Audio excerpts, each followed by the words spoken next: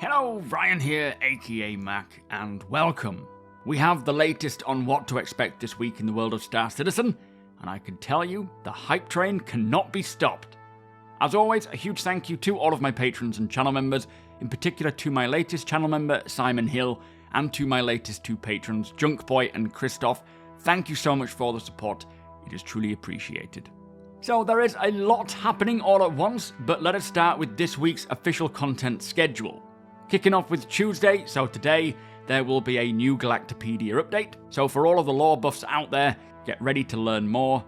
This Thursday, Inside Star Citizen returns, and it is going to be a good one. As it says, this episode is dedicated to the feature content of Alpha 323, with a look at the new EVA mechanics and the updated personal interaction system, both aimed to drastically change the way that you interact with and traverse the verse. And that statement couldn't be more true. This is great news, as firstly it confirms that at least the new EVA system and personal interaction system are set to release in 3.23, so the end of March patch, and both of these will certainly improve these areas of the game massively.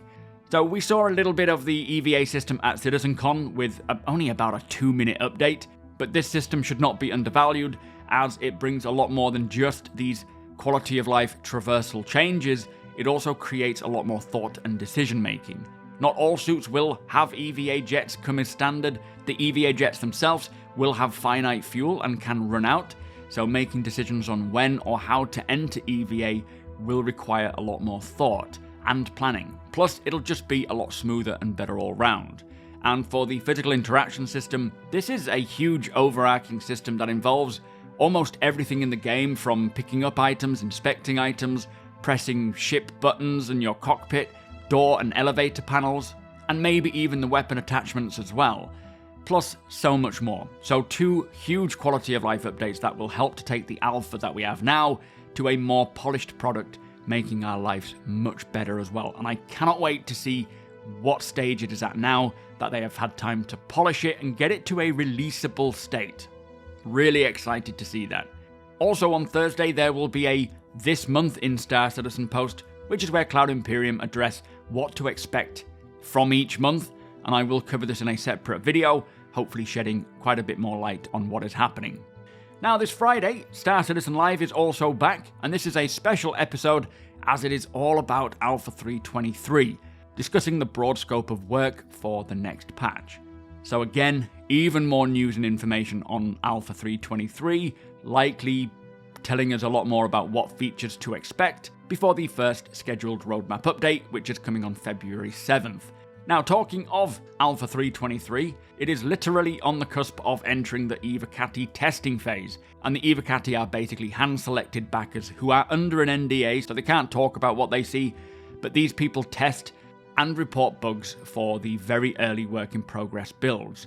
And last night, Cloud Imperium were actually assessing a 3.23 build for stability testing, which would have lasted for about 3 to 4 hours, but unfortunately there were issues outside of the build, they say, that stopped the release. So chances are tonight, if all goes well, they will release the build and get it into the Evocati's hands. So really exciting to hear that the first build of the year is already set to go into testing.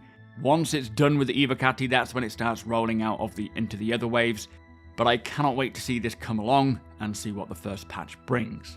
Now, on the tech preview channel, there was a recent replication layer and server crash recovery test, and it says that as planned, the server crashed, and after a few short minutes, the recovery process worked and allowed players to continue as if nothing happened. They have gathered a lot of data and will be putting it to good use, bringing improvements for the next set of playtests. So it is excellent to hear that it is all working as intended. And for those concerned about the time it takes to recover from a server crash, Cloud Imperium have stated that the long delay for server recovery happens for a couple of reasons, but primarily they're just waiting for a full error dump report on the failing dedicated game servers to complete, which is a process that takes a long time. But the process of waiting for it to be restarted and then repopulated from the replication layer is pretty quick, but still not instant, which is not the end iteration and will improve significantly in the near future. So again, great to hear that this process will be almost instant and the delay is intentional. And I really hope that we can see the replication layer split tech get implemented into a 322.x patch before 323 releases, as that would make the first patch of the year an absolute beast of a milestone to then set the rest of the year off. So a really exciting week ahead, and it is not going to stop getting more and more exciting from here on out. I hope you're all ready. Now from me this week, I will be working on a 323 expectations video. So what features I think will be coming in Alpha 323. Many have been asking for it. A lot of people ask me what I think is coming, so I figured put it together in a concise video that I will hopefully release on Wednesday. As mentioned, I will cover the This Month in Star Citizen post sometime this week as well. Plus, Star Citizen Sunday will return on Sunday, covering all of the news from the past week.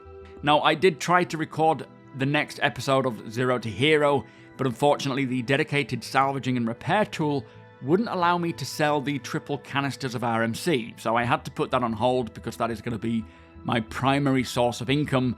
We'll see if I can do something else in the meantime, but hopefully a fix for being able to sell these canisters will come along as soon as possible. I will be streaming over at twitch.tv/SuperMacBrother on Wednesday and Friday between 2 and 6 PM UTC time, going through all of the latest news as it happens, playing some more 322, and generally just chatting about all things Star Citizen. So if you want to come and hang out with me and my incredible community, you are all more than welcome over there. And if you are new to the verse, it is a great place to ask your questions about Star Citizen, about what it is, what it's trying to be, what it's going to be, or get any help or tips when it comes to playing the alpha.